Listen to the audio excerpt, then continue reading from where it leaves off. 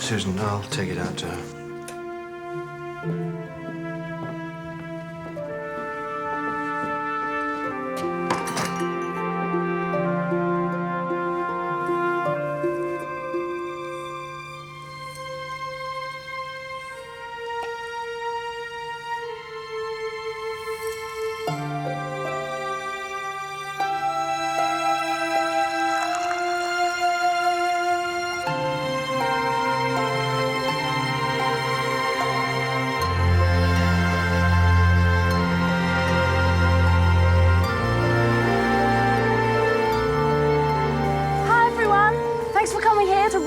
It's a simple job today. We're looking to dig up this little beggar.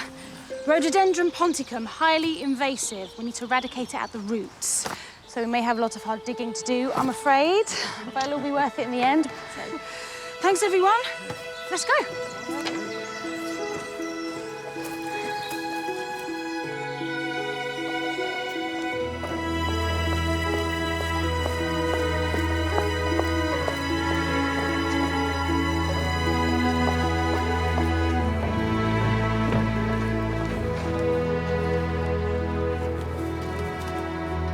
Mr. Atkins.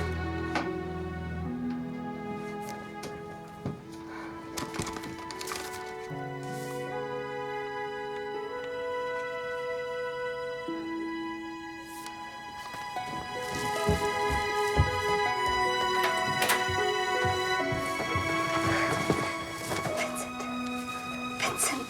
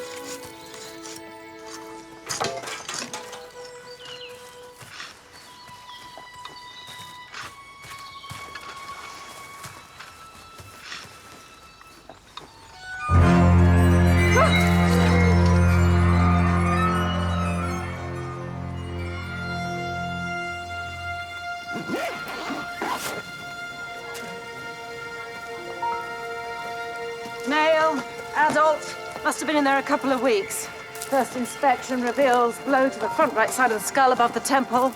Probable cause of death, all pretty straightforward, really. It's my day off.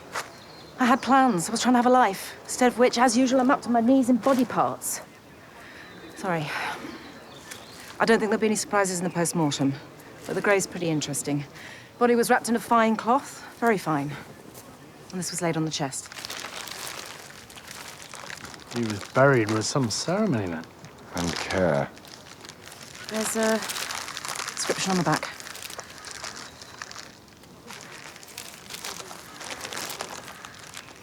Nulli secundus. Second to none. Who found him? Liv Nash. She's a botanist, based at the Botanic Gardens. And what brought her all the way out here? They were doing some conservation work.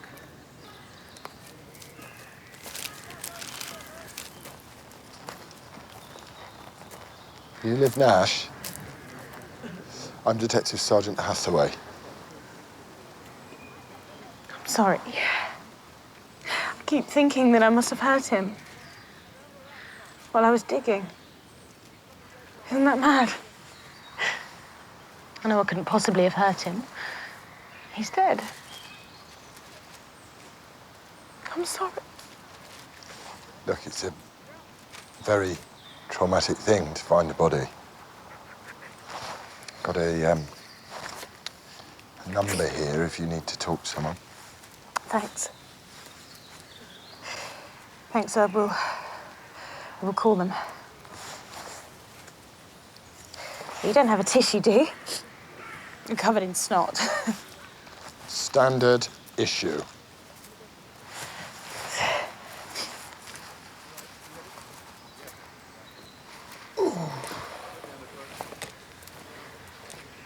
You must see stuff like this all the time. Yeah. So who do you call? Good question. The dead man found in Roke Woods was a Professor Murray Hawes, reported missing a couple of weeks ago. Oh, one other thing, he was ritually buried, shroud, cross of twigs on the body. We're just waiting for the post-mortem.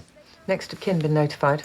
Yeah, his brother, Reverend Dr. Connor Hawes. He's the chaplain at Carlisle College. Chaplain? Must know a thing or two about burials and rituals. Just a thought.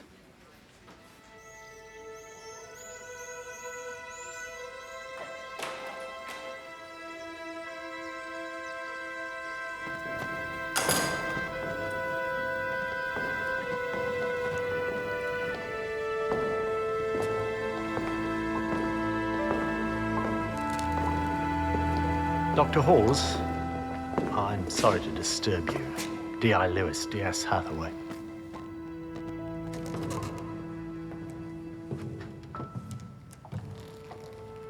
I'm afraid we have something for you.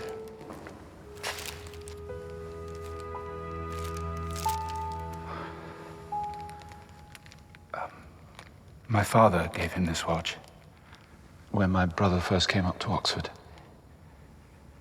He was only 15, you see, and something of a prodigy. Thank you. Can you think of anybody who might have wanted to hurt your brother? Was he in dispute with anyone? No, not to my knowledge. But I hadn't seen him for some time. When did you last see your brother, Dr. Hawes?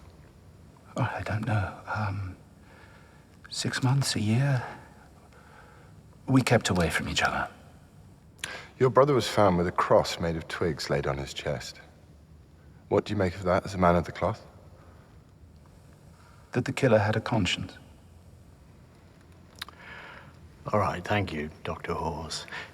If you do think of anything significant, would you ring us at the station? Oh, yes, yes, of course.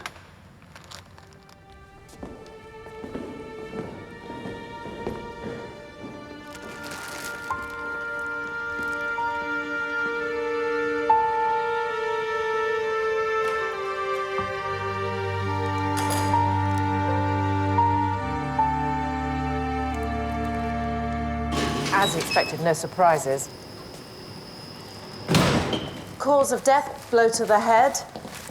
There's some bruising and abrasions to the face, which suggests a struggle. Blood tox?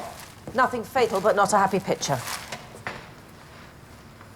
Caffeine, nicotine, alcohol, amphetamines. Cigarettes and coffee for breakfast, lunch, and dinner. He didn't do things by halves, did he? That speaks the voice of experience. Whatever gets you through. Not a happy man.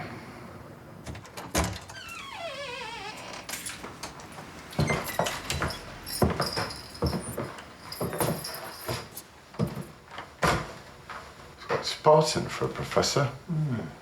Fallen on hard times?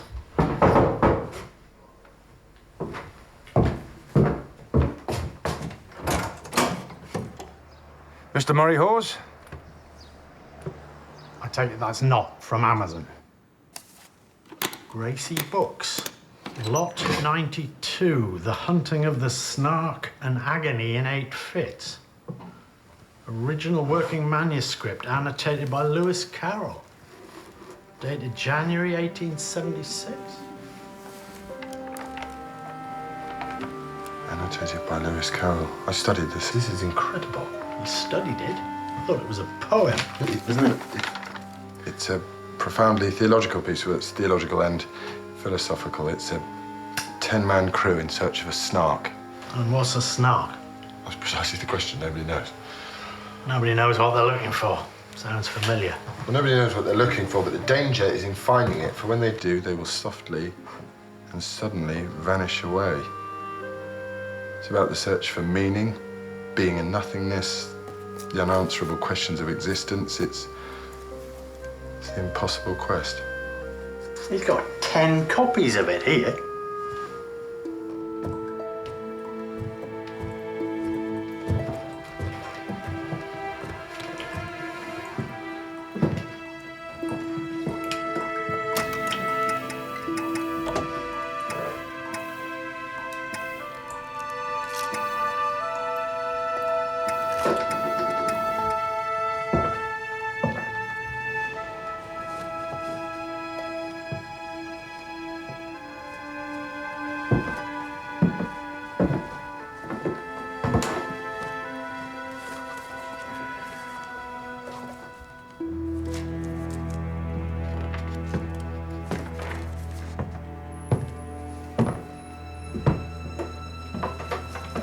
Quite an obsession.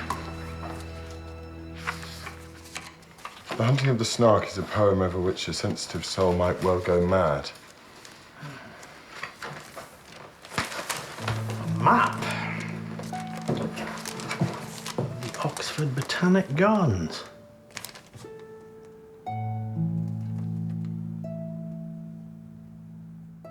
This place was a favourite haunt of Lewis Carroll's. He used to come here for picnics.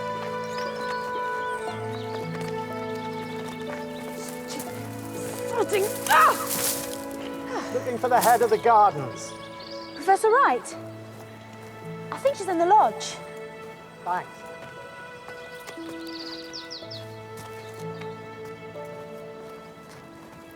So how are you? How are you feeling? Much better, thanks. I called that number you gave me. It really helped. Glad.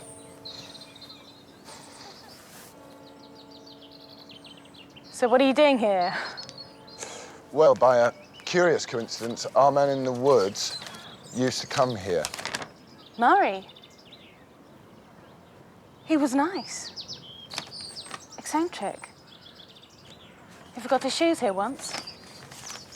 Came back from the next day. So he was our man in the woods. How did he end up all the way out there?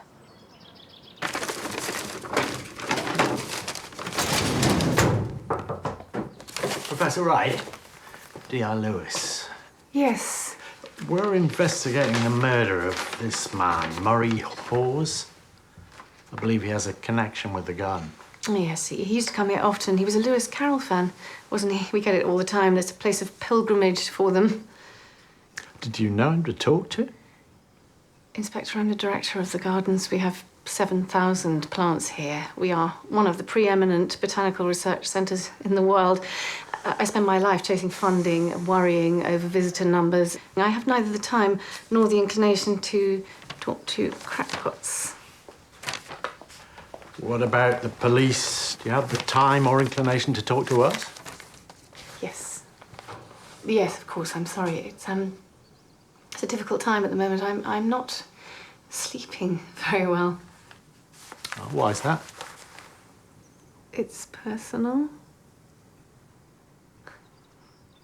So did you know Murray well? You spoke to him? Oh, yeah. He liked to talk. He used to monologue a bit. What about?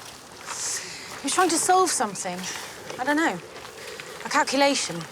He was always taking measurements and pacing distances out. There was someone he wanted to beat.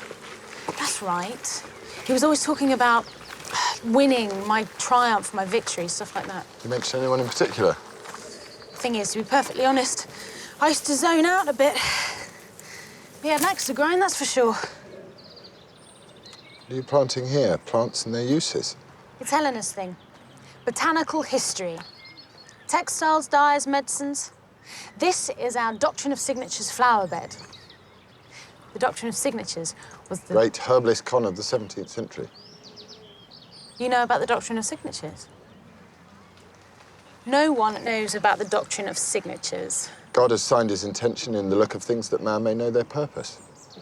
Healing properties of plants, most of which have no healing properties whatsoever. Signatura rerum. And he speaks Latin. I should, Yes. See you then. see you.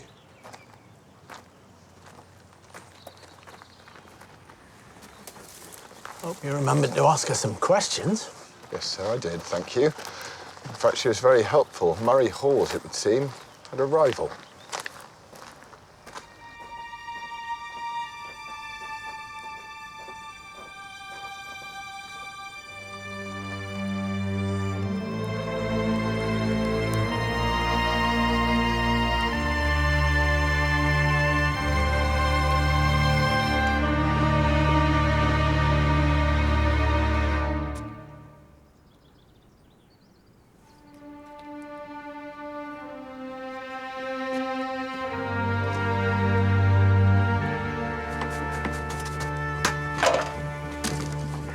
Mr. Gracie?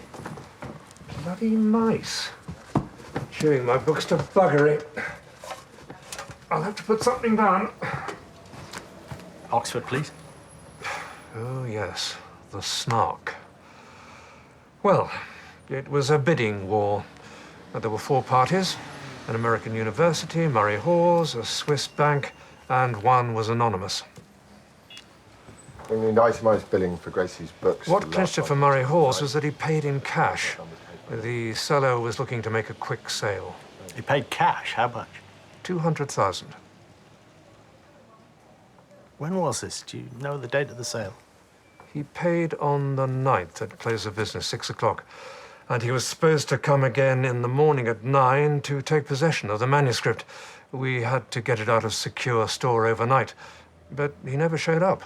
So, in the end, we sent it high security. How did he seem that evening? Oh, he was ebullient, overjoyed, triumphant. He was going to solve the riddle, wasn't he? The riddle? The riddle of the snark. Carroll was a great one for acrostics, poems that are also riddles. There are those who believe that there's a code to be cracked in the snark, a puzzle to be solved. Look, is that all? And you know, I've been through this once already, and I do have to get on. You've already been through it once. How do you mean? Well, one of your lot was in earlier, asking questions of a woman officer. A woman? Innocent? Chief Superintendent Innocent? No, that wasn't the name. Marland. D.I. 𝒕𝒪𝒊𝒄. Yeah, that's it. D.I. 𝒕𝒪𝒊𝒄. D.I. 𝒕𝒪𝒊𝒄? Strange old bird. Who the hell is D.I. 𝒕𝒪𝒊𝒄? How did Murray Hawes get his hands on 200 grand in cash? Heads up, gents. Nutcase alert. There's a lady with bags waiting for you. Says she has information. Interview 1.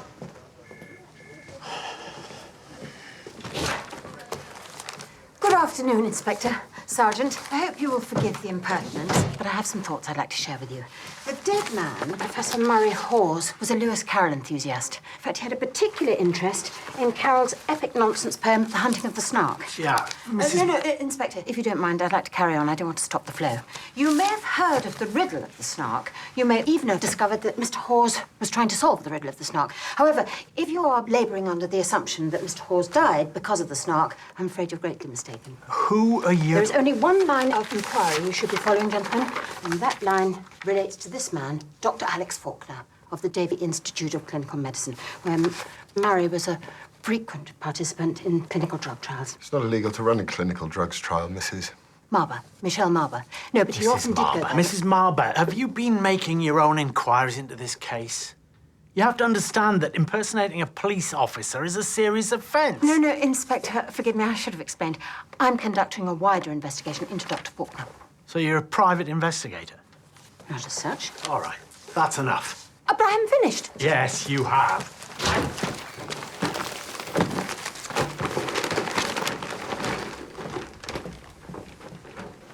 Murray's bank statements. Not much coming in. Oh, there's a payment here from Davy Clinical Medicine for £2,000. Yeah, and one for 1,500. And another the month before. She was right about the drug trials. Alex Faulkner was advertising for new guinea pigs.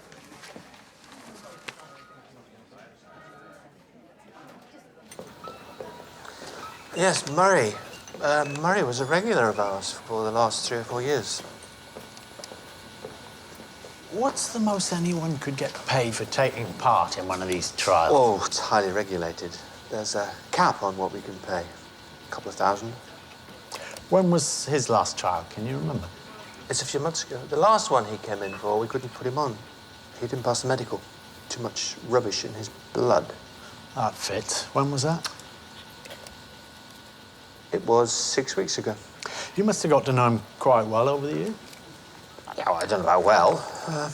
He was an obsessive. He only had one topic of conversation. The hunting of the snark. Yes. We think he might have had a rivalry going with someone. Did you mention that? Yeah, yes, it was bitter. It was what drove the obsession. It was a sibling rivalry. His rival was his brother, Dr. Connor Hall. Dr. Faulkner, there's a phone call for you. Would you excuse me, Inspector? Yeah, of course. Thanks for your time.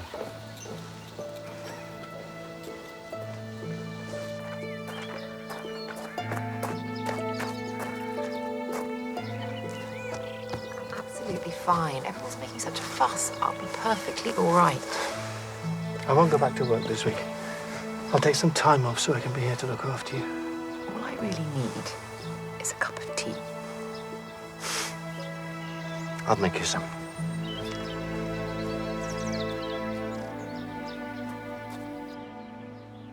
Well, then, it hardly seems worth it with only 3 of you here, but let's try and make a seminar of it, shall we? So, is the truth always the highest good? Kirsty, you always pitch in first. Give us the benefit of your perspicacity. The truth has to be the highest good.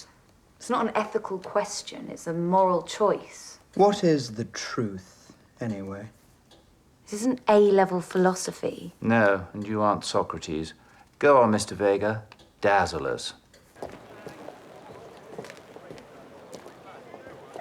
Did some extra digging last night. Late last night, was it? Honestly, man, give yourself a break every now and then. Yes, Mum. No, I mean it. Less work, more sleep. I need your brain, all 10 tons of it, in full working order. As I said, I did a little extra digging last night. The finding of the snark by the Reverend Dr. Connor Hawes. Published last year. He claims to have solved the riddle, and that's not all. The phone trace on the anonymous bidder for the annotated snark manuscript brought up the main exchange for Carlisle College.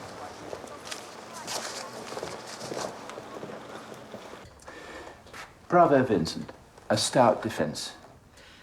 And everyone give the lad a round of applause. Calm. It's the feds. It's a bust. We need to speak to you about your brother, sir. Leave.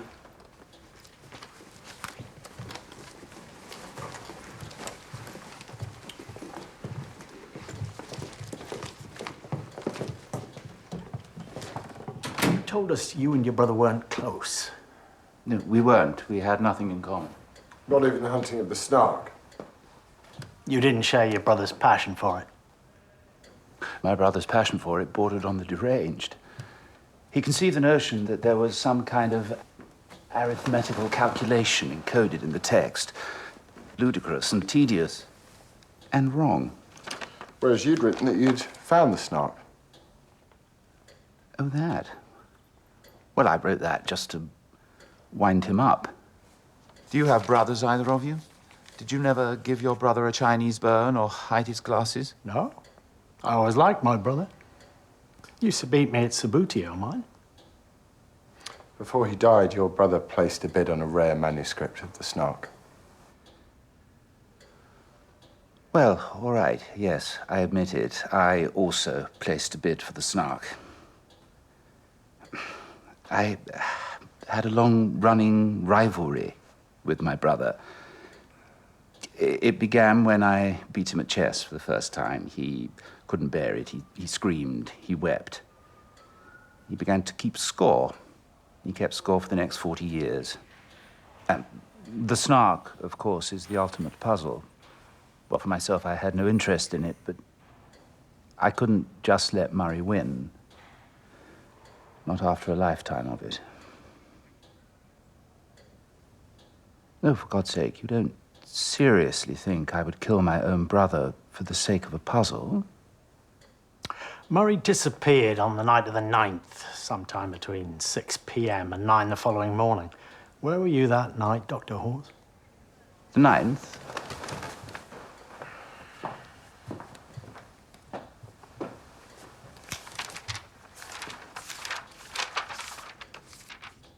Oh, that was the night of my cocktails and ethics party. I throw one once a month. It's the only way I can get the students in. They'll only discuss Cyrenaic hedonism if they can also practice it. Eat, drink, and be merry, for tomorrow we die. Aristippus of Cyrene. What was your name? Detective Sergeant Hathaway. Dr. Hawes? The party? Well, they were at it until the early hours.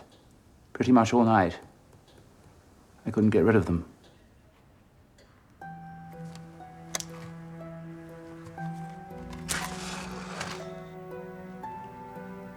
Violation, poison, the dagger and the flame.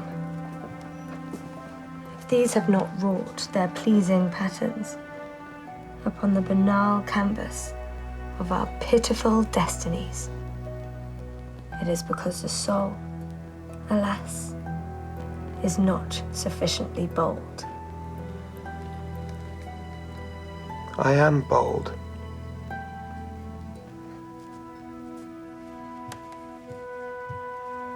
Are they still there?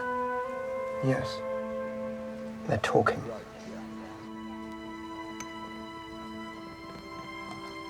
Close the curtains.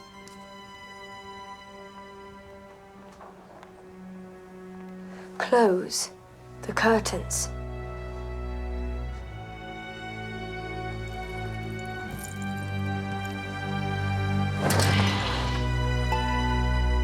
Thanks. Forensics. Arid soil, traces of it all over the front of Murray's body. Arid soil? You're telling me Murray Hawes died in the desert? No, he died in Oxford. There's only one place in Oxford with arid soil. The Botanic Gardens. The Arid House, to be precise.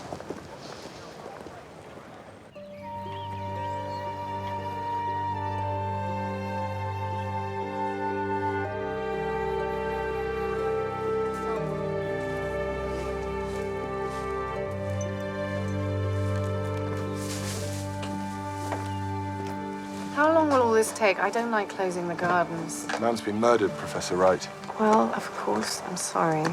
Where were you on the night of the 9th? I was here, at home, at the lodge. Did you see or hear anything? No. I find that difficult to believe, Professor. You are right on the spot. I was drunk. I drink every night these days.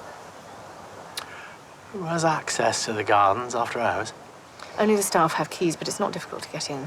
Students are always climbing over the railings. I'm used to hearing people in the gardens at night. I don't notice it anymore.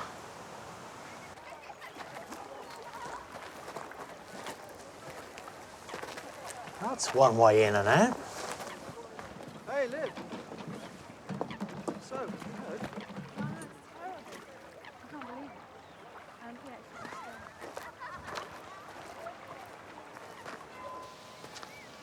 They're saying he died here, and not in the woods.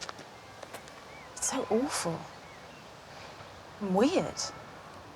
He died here where I work, and I'm the one that found him. I have to ask you where you were on the night of the 9th. Of course, yes. The 9th. It was a friend's birthday. I'm afraid I got rather drunk and had to stay over.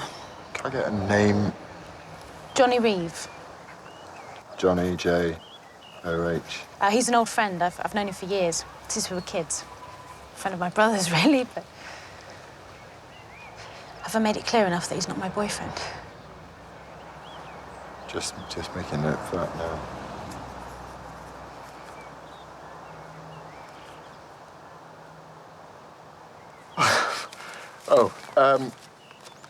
Yeah, have you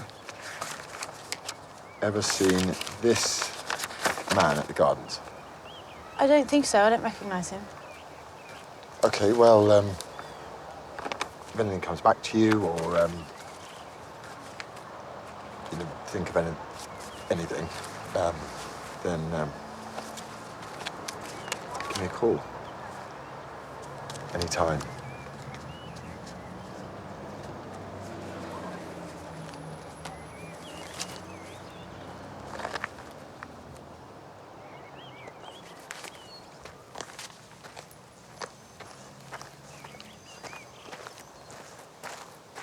Did you just bow to her? Yeah, I think I did.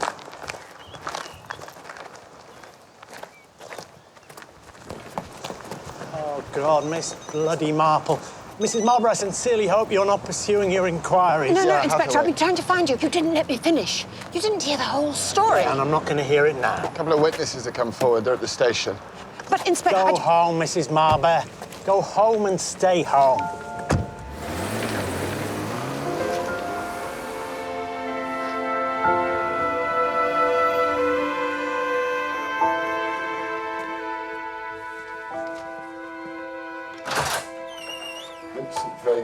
𝒂𝒂 Vincent Vega.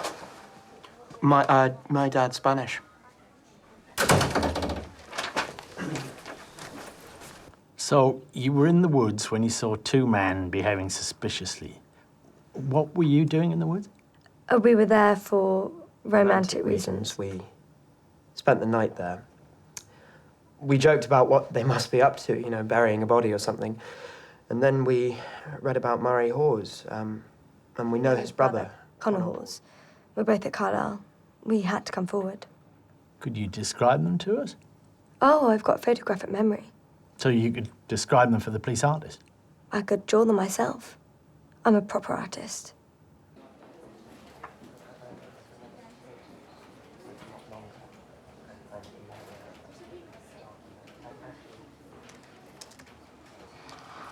Something not right about these two. They blink too much. Come on, let's take a stroll over to Carlisle College. I shouldn't really do this. I never liked the little tyke. Why is that? Well, in my opinion, sir, he doesn't show enough respect for the university. He never goes to lectures. Spends all his time on the river messing around in punts. Does he now? Thanks, Mr. Atkins.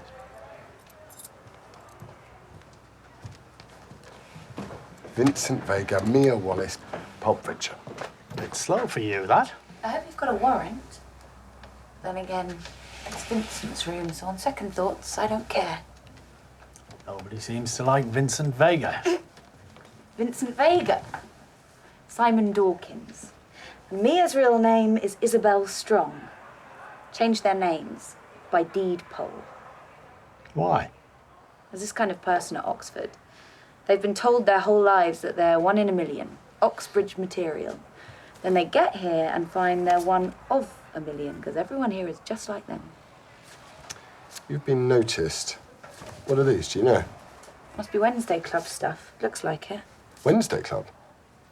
You're sure the Wednesday Club exists?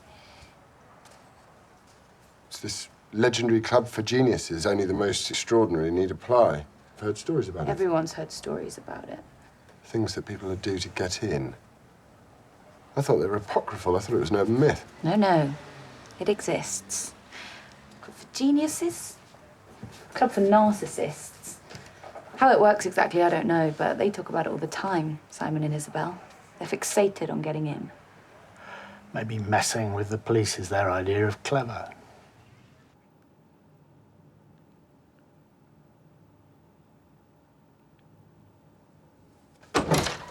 Where have you been?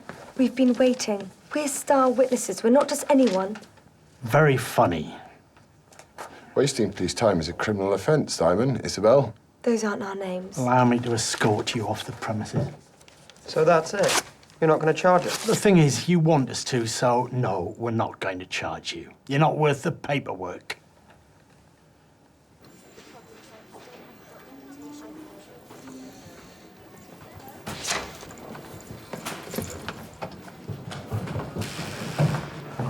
Time waster. Inspector, please don't dismiss me. Just hear me out. Give me strength. All right, let's have it. There was a visitor last night to the Botanic Gardens. He let himself in with his key at 12:41 a.m. and didn't leave until dawn. Dr. Alex Faulkner. And you just happened to be passing? Were you following Dr. Faulkner? He's a regular visitor at the Botanic Gardens. I've seen him there on more than one occasion, always after hours. All right, we'll look into it, but Mrs. Marby, you have to listen to me. You must leave the detective work to us. You corrupt one piece of evidence, this whole case could go down. Do you understand me? Yes.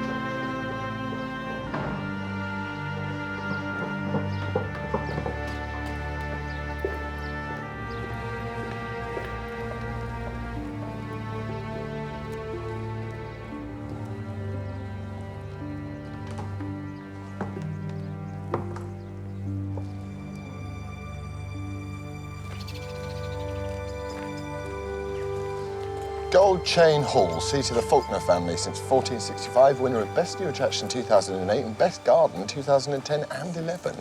And yet he's hanging around the Botanic Gardens all night. According to Michelle Marber. Oh, quite a place for a scientist to live, isn't it? It says here that Alex Faulkner comes from a long line of gentlemen scientists. His great-great-grandfather worked with Lord Kelvin on the discovery of absolute zero. We'd like to speak to Alex Faulkner. Alex? Whatever for? I'm Thea Faulkner, I'm his wife. Where is your husband, Mrs. Faulkner? He's in the garden, but I'll take you through the house, it'll be quicker. I remember this place when I was a kid. It's always locked up. Yes, Alex was away a lot when he was younger. He was a great explorer. South America, Africa, Indonesia. He always hated the hall. He was often left alone here as a child. All alone in a great house like this, can you imagine? You can't tell me what this is about, Inspector. We're investigating the murder of this man, Murray Hawes. I don't know him, I'm afraid. You've never met him? He hasn't come to the hall? No? Why would he? He knew your husband. This one, Mum, is it? Oh, yes, Sam, thank you.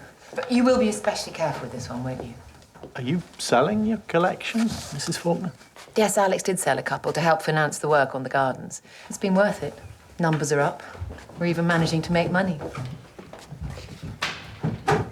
This one's been taken for some restoration work. It's the house and grounds as they were in the 16th century, the heyday of the gardens. It was my idea to restore them to their former glory. Hello, Inspector. Dr. Faulkner, we have information that links you with the place where Murray Hawes died. Botanic Gardens. Perhaps you could shed some light on that for us. I am, what's that awful word? Involved with Helena Wright, the head of the gardens. You having an affair? Yeah. I take it your wife doesn't know about this. God, no, she doesn't know anything. Where were you on the night of the 9th? I was here. You seem very sure. Most people need to check with dates. No, I remember. We had a fight. Helena and I. She wanted me to spend the night with her. I wanted to stay with Thea. I don't know much about affairs, personally, but isn't it usually the other way round? And my marriage is it's very difficult at times. Helena offers me comfort, and I'm weak, and I take it. But I love my wife. Wouldn't you do anything to keep the truth from her? Why are you selling your collection? My collection? What? I've only sold 2 pictures. It's for the gardens. Not to pay off Murray Hawes. Did he find out about you and Helena? He needed money to buy his Snark manuscript. What, blackmail? No, Murray Hawes wasn't blackmailing me. Murray Hawes wasn't my problem. Helena, she is my problem.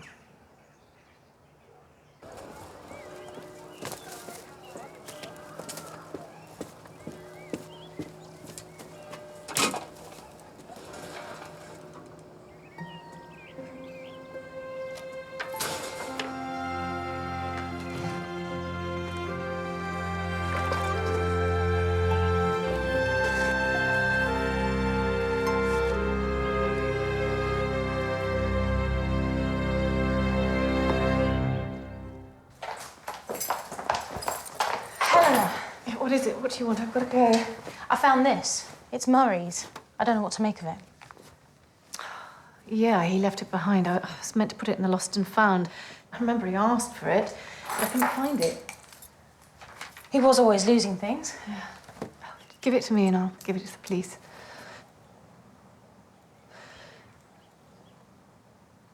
Have you finished the orchid house? Yes. You sure? Because you wrongly labelled 3 specimens last week. I had to correct your work. It's not good enough, Liv. But I double-checked. And now you're correcting me. Look, I've got to go out, but I'll be back in a couple of hours when I expect to find the gardens pristine.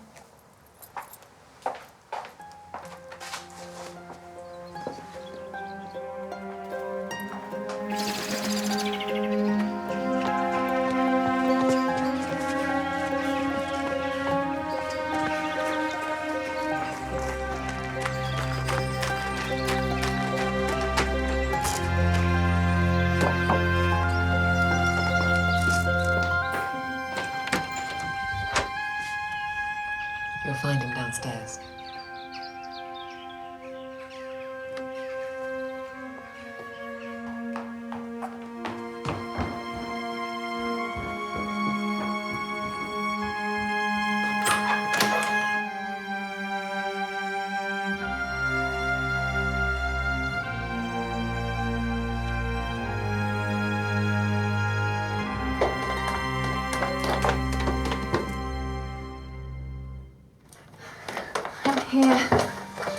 I'm here now.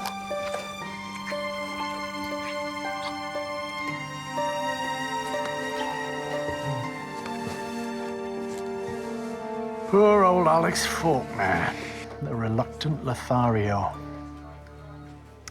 Which of these would you trust the least? Too close to call.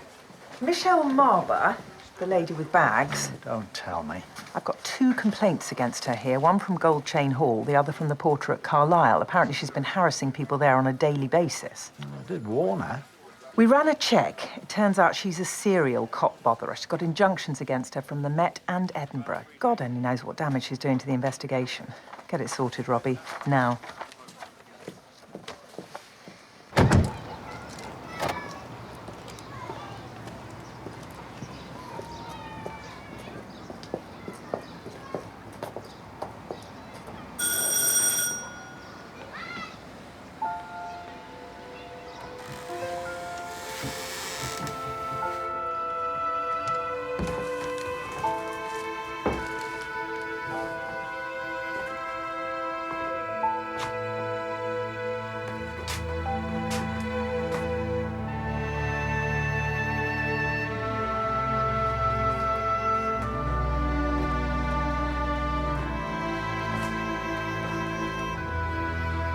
It's an incident room.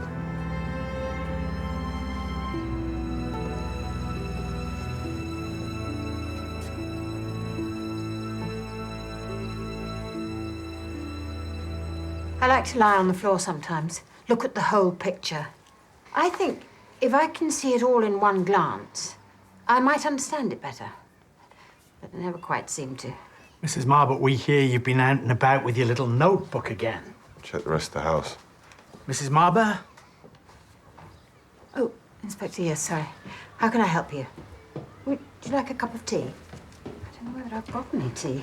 We warned you that impersonating a police officer was a criminal offence, as is harassment. You'd be making trouble again. Sir?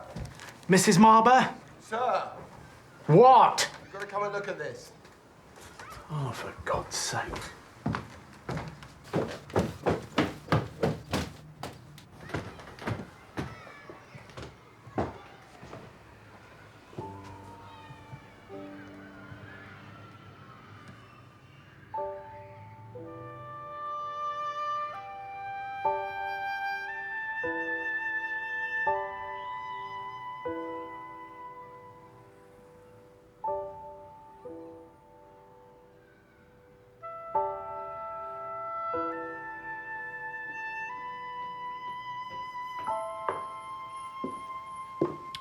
Stevie, my son. He was found dead in his room. He was doing his postgrad at Carlisle College. The coroner returned death by misadventure, an overdose, but she was wrong. Stevie would never have been so stupid. It's an overused word these days, but he was. He was a genius. My miraculous boy. My little pal. Michelle, why didn't you tell us? Oh, I've learned. It's the surest way to be dismissed. They give you a little card with a number on it, a helpline. At least as Miss Marple, I got a few extra days. Got a little bit closer. I started by going backwards, trying to piece together the last days. It's all too confusing. So, I started at the beginning. I must have visited every day of his life since he left me. But I still don't know why he died. That was his first day at Davy Institute. His first day as Alex Faulkner's research assistant. All that promise, all that excitement, and no idea what was to come. Well, what happened? Alex Faulkner. Never satisfied. Nothing Stevie did was good enough. He didn't work hard enough. He wasn't rigorous. Stevie had his own way of working. But Alex Faulkner is such a narrow. He sacked Stevie. And then he came to the inquest and he stood up there in front of me and told me that my son was a drug addict. My son did not die of an overdose. My son would never have been so stupid. So how do you think he died, Michelle?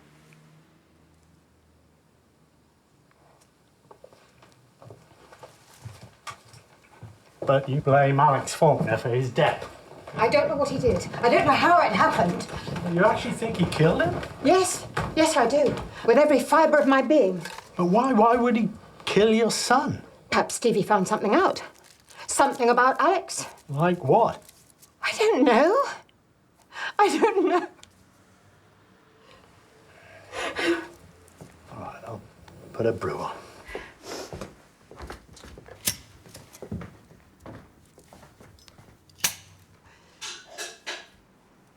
You're rather nice, you two. Michelle, you've got nothing in. Oh, I can't be bothered to eat. I just need to sleep. Nip out and get her a bit of shopping in, will you? I don't know, simple stuff, tea bag and milk.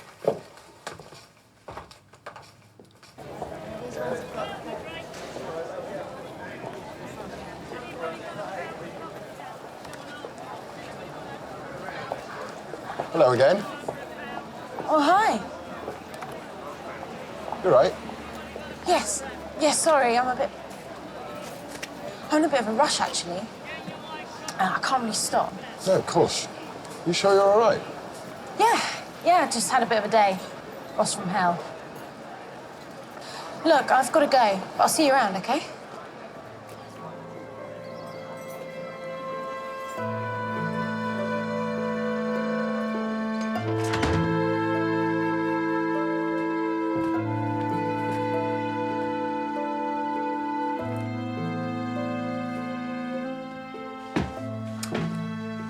Coroner's report on Stevie's death. Blood tox, amphetamine and cocaine. Drug-related paraphernalia in Stevie's rooms, and all his fellow students were, well, they testified that he was well known for his drug use. 2-day inquest, open and shut case. He had eclectic tastes. Kurt Cobain, Da Vinci notebooks, Ralph Waldo Emerson. Science does not know its debt to imagination. Love, love, love. That is the soul of genius. Mozart.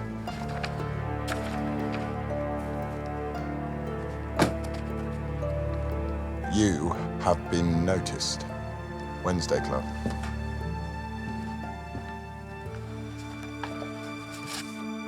You are under consideration. You have been chosen.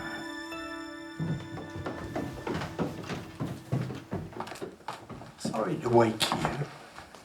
Michelle, was Stevie a member of the Wednesday Club? They were very keen on Stevie, of course, but Stevie wasn't interested. A club for geniuses? He knew what he was. He didn't need to be in a club to prove it. One of the tutors at Carlisle College wanted him to join. I think he was involved in some way. He hounded him, in fact. But Stevie couldn't have given a damn. One of the tutors. Which tutor? Connor Hawes, the Reverend Doctor. Well, Stevie was an exceptional talent, but arrogant. Arrogance is, in my opinion, the grossest of all stupidities. In rejecting the Wednesday Club, in thinking himself too good for it, he proved himself unworthy of it. And yet you hounded him. That's what we're told. And Vincent Vega and Mia Wallace. They were down at our station yesterday, hell-bent on wasting police time. Oh, were they? Well, yes, that doesn't surprise me. Vincent and Mia are a couple of self-styled postmodernists. They're attempting to perpetrate an act of living postmodernism. An act of living postmodernism. They're seeking to challenge the authority of the establishment. In this instance, the police. But I'm afraid they won't get in. There's no real depth to their thinking. It's fancy dress intellectualism. They're simply not interesting enough. And yet they're under consideration. They must have done something right. What are you suggesting? You placed a bid for the Snark manuscript to goad your brother. You hounded Stevie Marber. You've got these kids waiting and hoping. What I'm beginning to sense from you, Dr. Hawes, is a taste for manipulating people. You have a morbid horror of talent, don't you? I see you're wearing your brother's watch. Second to none. That's you now, is it? Now that Murray's dead? Don't leave Oxford, sir. We haven't finished with you yet. Living postmodernism. I've never heard such a load of old cobblers. That's not what they're up to. That's not how they were going to get in. Let's just suppose that Murray was getting close to a solution to the Snark. And Connor has to try and block it. And then Murray gets his hands on this manuscript that holds the key. Connor can't let his brother win. He'd rather let his brother die. Yeah, and he's got these two kids who are desperate to get into this club. So he can get them to do anything just on the promise of it. It's a story. Yeah, but do people really plot and scheme and kill over some daft puzzle? Misguided person might. No one rid me of this turbulent priest. Murder by mistake, murder by misinterpretation. Whichever way you look at it, it's murder by proxy.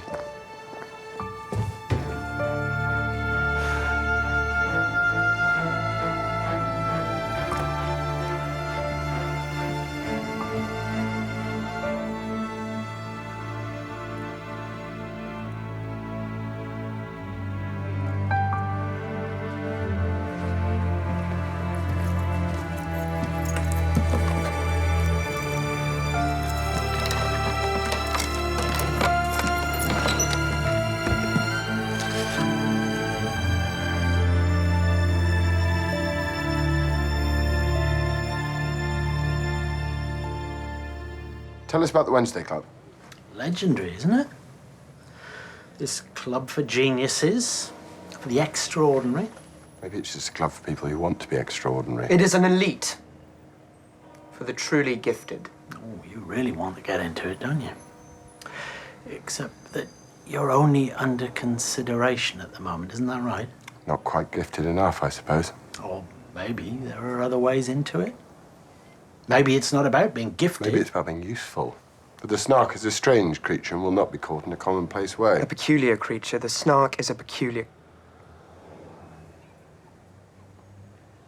You know the hunting of the snark?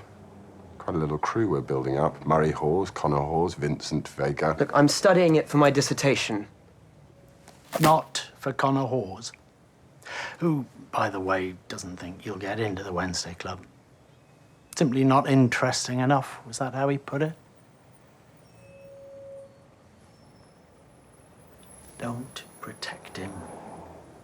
If he's manipulated you, made you promises. You know, in our incident room, we have a whiteboard. And right at this moment, all the arrows are pointing at you. Then charge us. If you really had a case, you'd have charged us already. I already know the answer to this, but do they ever find the snark? Baker finds him, and then softly and suddenly vanishes away. I'll tell you what, I'm getting sick of nonsense. Poems or otherwise.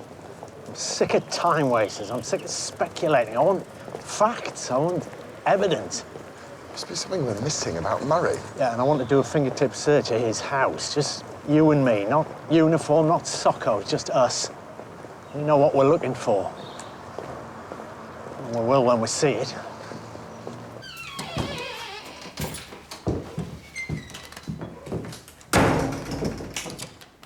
There's something about this house, isn't there? Gets into your soul, doesn't it?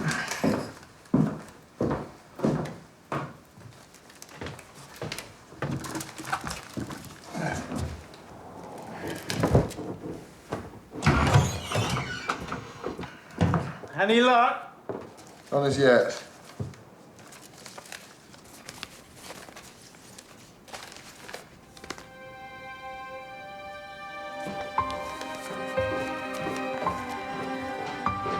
Lab H.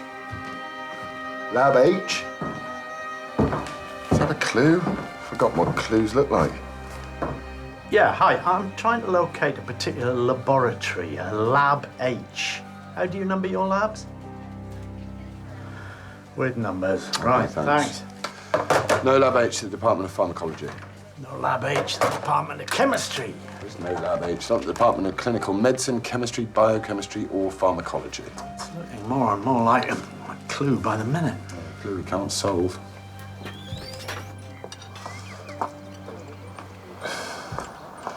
The impossible quest. I can feel myself disappearing. You all right? My clothes smell of dry rot. Murray's house. All these lonely people pouring their lives into puzzles that can't be solved.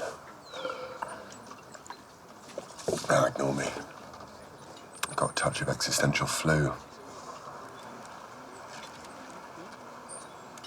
What? I'm going to say it just this once. For your sake, you need a partner, James. You need someone in your life. Let's call it a day. I want to check on Michelle. Just gonna look in, make sure she's okay.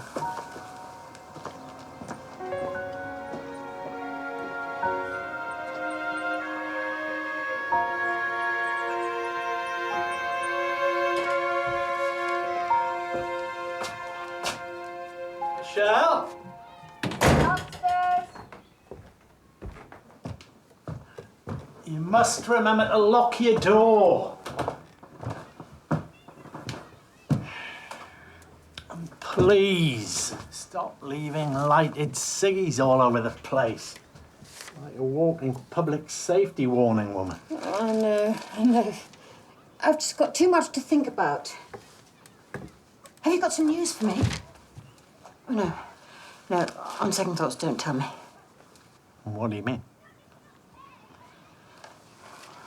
Stevie dies 100 times a day in my head.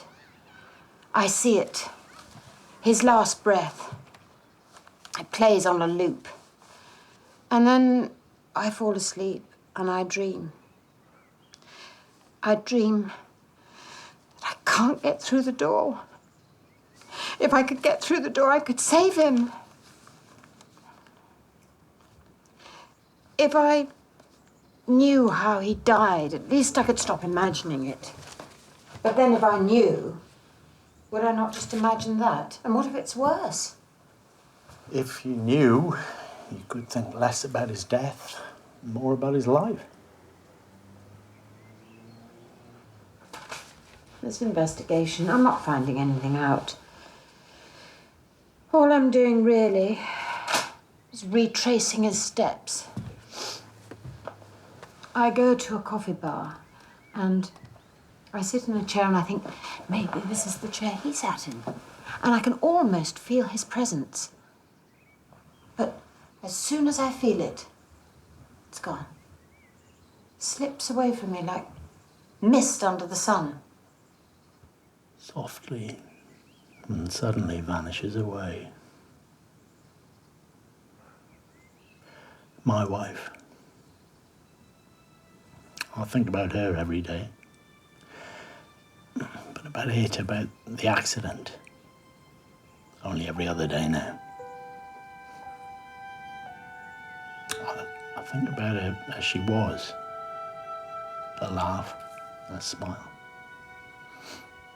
I miss her. I talk to her all the time around the house. Don't tell my sergeant. But I don't relive it.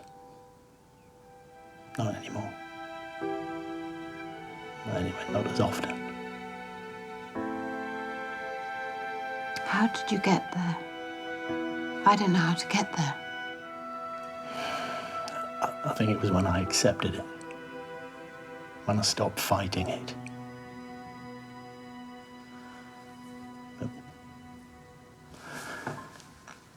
How it happened, I couldn't tell you.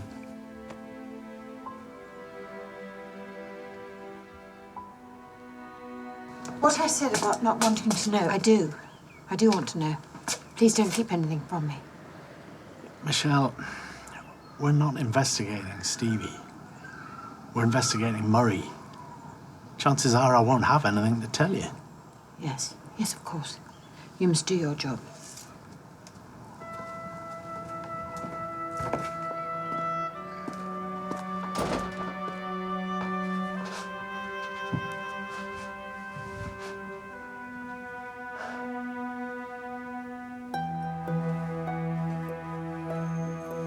Is my hair all right? You look perfect. Ready?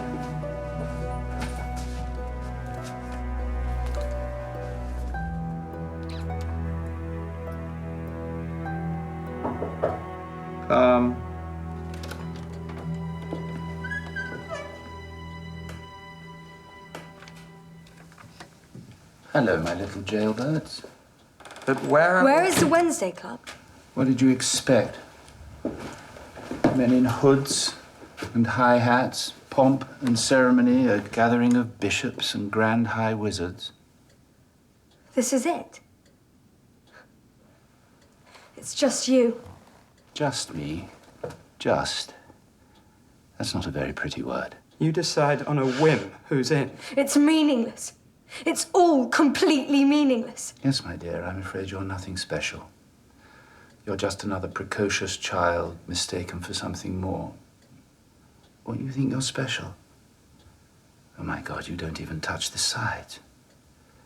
My brother, the prodigy, the beloved of God. Look upon his genius and weep. He has turned death itself into a marvel, his own death the puzzle of puzzles, and the answer is me. He has made me the answer. But I'm not going to be the answer. I'm not going to lose this one. I'm not going to be the one who takes the blame. For once, it's going to be the spoilt brat who gets it. Don't talk to her like that. No one talks to me like that.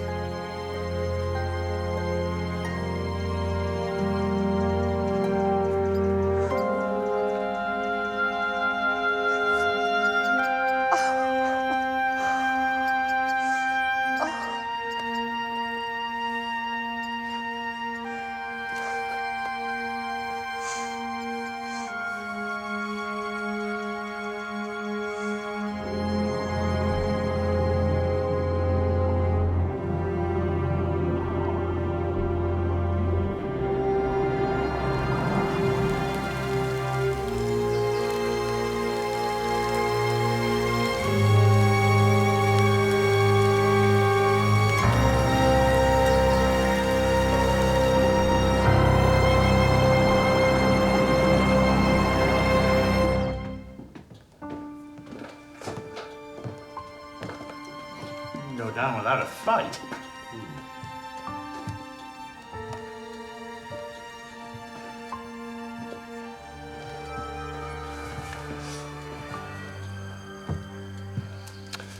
If I'm not mistaken, this little box is the Wednesday Club.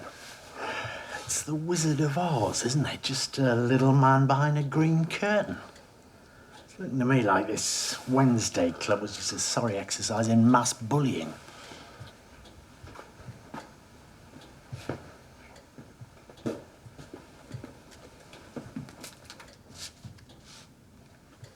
Sir, you have been summoned, V and M. Oh, no. We had more than one caller last night. Michelle. We're going to talk to her. With respect, sir, I think it should be me. You're too close. All right, yeah.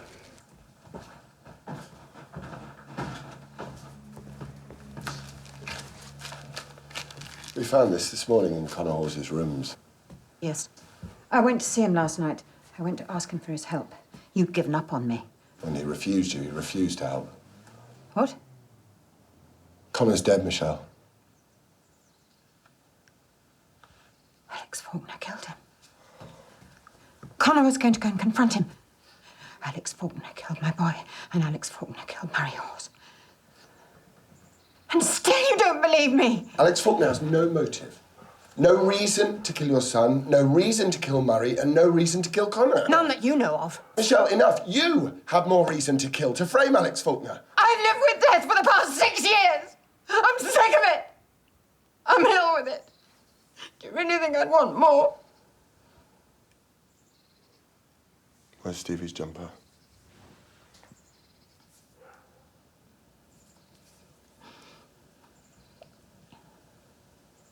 I'll get it.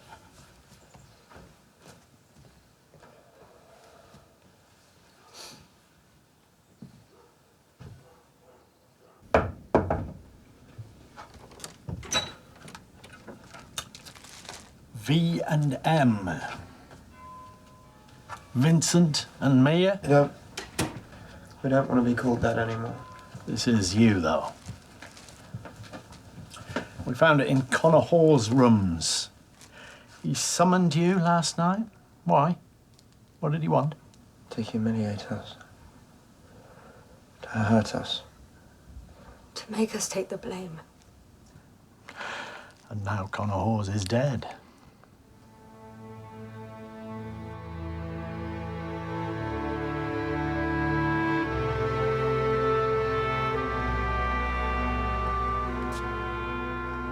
What's lab H? It's one of the labs Stevie used. I've never been able to find it. Looks like something, but it's really a dead end. No, it's something.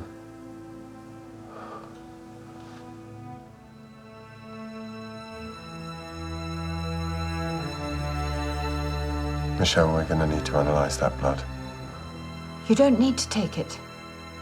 I can tell you it's Connor's blood. He'd been in a fight. He was bleeding and he bled on Stevie's top. I tried to wash it out. I'll return it to you, I promise.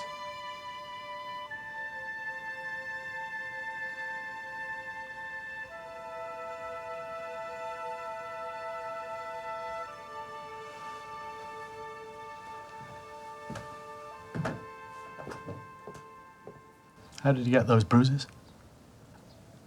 Connor, we had a fight. 2 against 1. But he won. No, he didn't.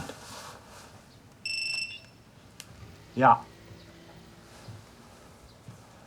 Yeah. Right. Post-mortem's in. So now we'll see, won't we? Yeah, we visited him last night. Connor's blood. She said he'd been in a fight. Could you get this to forensics for me? You always give me the nicest presents. Sorry. Not just any old case, this one? No. Go on, Laura. Right. Cause of death, single blow to the back of the skull. There are some bruises, so there must have been a fight. Vincent and Mia are covered with bruises. Then the body fell into the river. Fell in? So he was killed beside the river? Yes, there's fresh mud from the riverbank compacted into the treads of the shoes. Then the body drifted some way downstream by the look of it. Lots of wear and tear after death and silt in the pockets and folds of his clothes.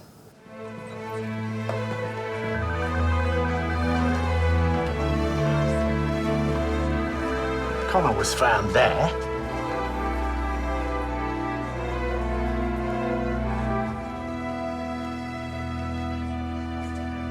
Square one.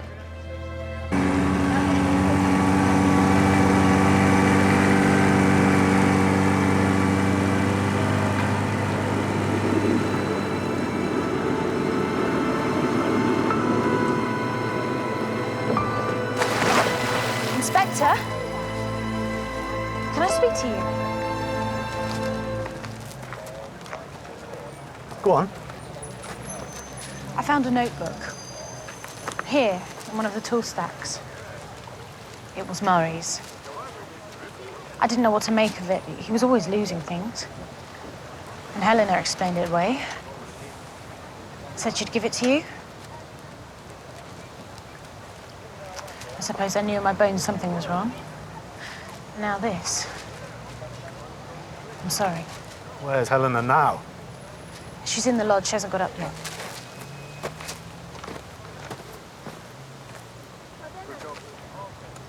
I'm not a dishonest person. I didn't know what to do. Helena, she's fragile. She hurts herself. I just didn't know what to do.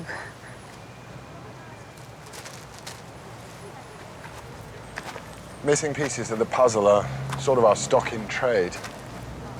Half the time, we can't even see what's right in front of us. Where were you last night? I was here, I was in bed. I was alone. You were stood up. Yes. By Alex Faulkner. Have you spoken to him? Do you know where he was last night? Oh, come on, Helena. Look, I don't know where he was. I don't know anything. Yeah, not good enough. Look, I have 2 murders linked to these gardens. I have Murray Hall's notebook hidden here. And you want me to believe that you knew nothing at all about any of it? All right, let's see if a trip down the station gets you talking. What are these? These are the seed pods off the laburnum tree. I have to pick them up before the kids do. They're full of cytosine. It's highly toxic. Laburnum anagroides. Every single bit of this tree is poisonous. But it's glorious when it's in bloom. The flowers are bright yellow. Beautiful. I think they're laburnum trees in the picture at Gold Chain Hall. There's this hall and then the long line of golden trees. I'm sure they're laburnums. Well, the hall was probably named after them. Well, when the tree was first introduced to Britain, it was known as the golden chain tree, because the flowers hang in golden chains. So another name for Gold Chain Hall would be? Laburnum Hall? Lab H. It's not Lab H, it's Laburnum Hall. Laburnum Hall? Laburnum Hall is another name for Gold Chain Hall. Lab H is Gold Chain Hall.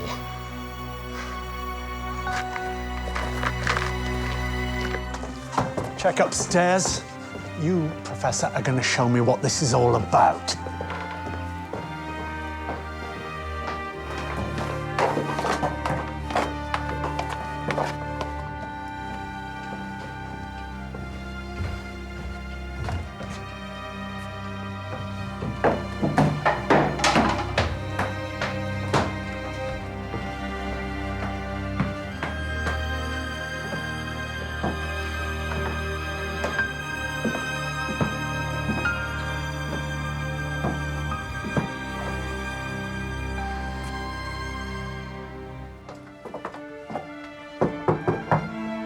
Alex?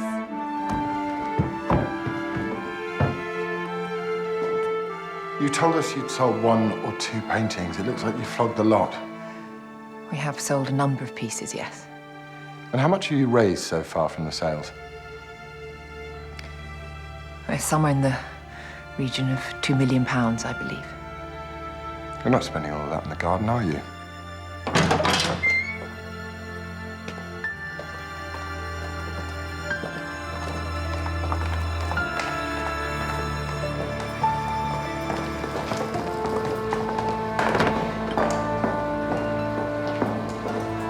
What are you using this for, Dr. Faulkner? Alex, don't speak to him. Don't say a word.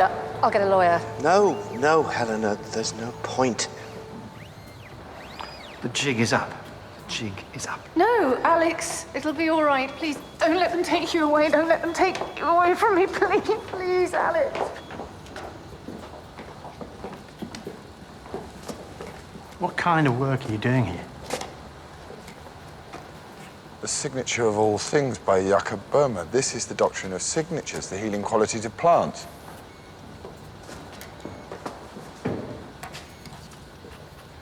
Where did these come from, Dr. Faulkner? The laburnum tree. Laburnum seeds. Full of cytosine. Highly toxic. Murray Hawes' tox report. Caffeine, alcohol, nicotine. Michelle's house. What do you always notice about Michelle's house, aside from the obvious? She's a smoker. Always smells of smoke. Murray Hawes' house smells of dry rot. Not cigarettes. Murray Hawes was not a smoker. So why was there nicotine in his blood tox? Yeah, Laura, I need you to do a check on the blood tox of Murray Hawes. The nicotine reading. Yeah, can you do it now? It's just, I think the lab might have made a mistake. I can tell you, it's cytosine. Yeah, I'll hear it from my pathologist, thank you. Yeah, still here. You're right, there is a mistake. It's a tiny molecular difference. It's not nicotine, it's cytosine. But it's not its usual state. It's been engineered. Thanks, Laura. Engineered cytosine, Dr. Faulkner. He's trying to find the cure. The cure for cancer. Lucrative. Or is it a Nobel Prize you're after, Doctor? No, it's nothing like that. It's for me. He's trying to find a cure for me. Skin cancer.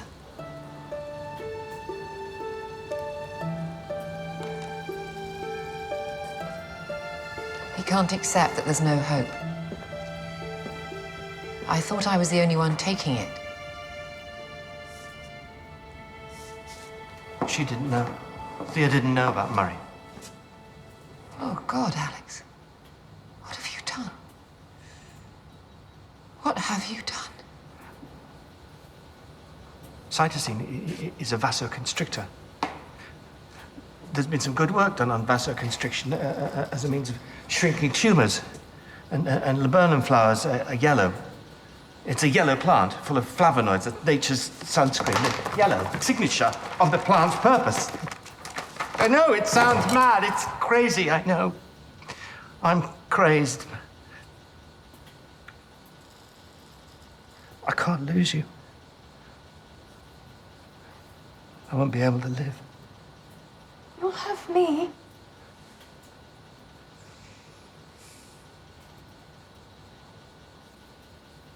Dr. Faulkner, Murray Hawes. He needed cash, and I needed a guinea pig. We agreed 3 doses, 100,000 per dose. He was going to come here, but I took him to the Botanic Gardens. I didn't want Thea asking questions. I didn't want to lie to her. And you, Professor Wright, what part did you play? None. No, I acted, at all times I acted alone. So you gave Murray the 3rd dose at the Arid House? First 2 doses went well. I got overconfident. I raised the 3rd dose. He began fitting almost immediately. He hit his head as he fell. So you took the body out of the gardens, you buried it in the woods, you came back to the gardens and cleared up the Arid House, while the professor, your lover, who lives in the gardens, saw absolutely nothing? That's right. Yeah, she knew nothing about it. I never meant to hurt him. I was trying to save my wife. You didn't mean to kill Murray, but you killed Connor. He came to see you, didn't he? Came to confront you. So what happened? He came to the gardens. He wanted answers. He said he was the prime suspect. He said he wouldn't leave until he found out the truth. He was angry, desperate, he was violent. And so you killed him. You killed Connor. And you chucked his body into the river like some piece of old junk. Yes. No, don't touch her. Please, darling, no. I didn't kill Connor. No, look at me. You know I didn't kill Connor, you know me. You know I didn't, I couldn't have. He couldn't have done any of it without me. He couldn't have managed any of it on his own. He needed me. You needed me for once. You needed me more than I needed you. I killed Connor. One blow was all it took, one blow. It's easy.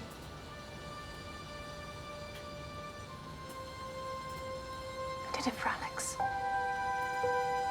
All for Alex.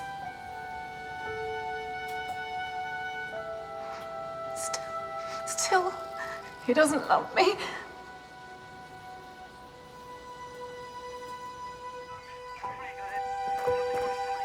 Stevie Marber. Is he another person you didn't mean to kill? Found out about your experiments? Stevie, no. No, he was helping me. He was working with me. It was the worst day of my life when Stevie died.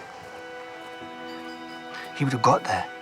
You see, he was that brilliant. If I'd got him working, got him clean, he would have made the breakthrough. He would have succeeded where I have failed. You have not failed.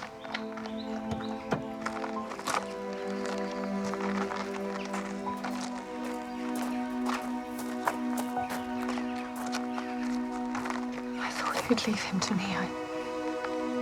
I was waiting for you to leave him to me. Helena, it was a comfort to me. I don't want him to be alone.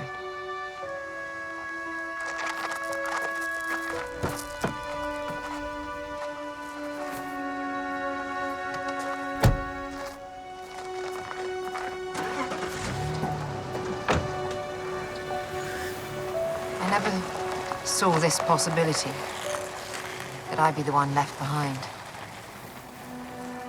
He won't be able to bear it if he can't be with me. He won't be able to bear it. I'm very sorry. Thank you.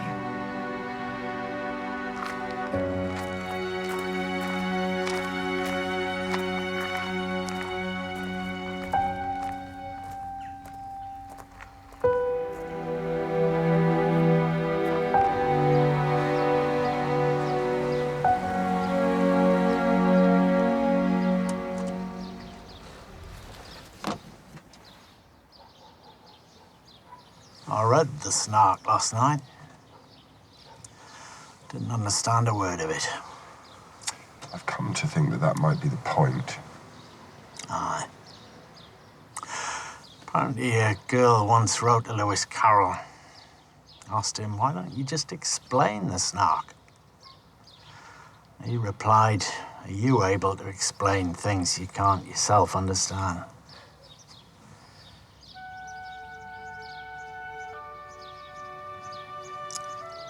What do I say to her? How do I tell her the truth?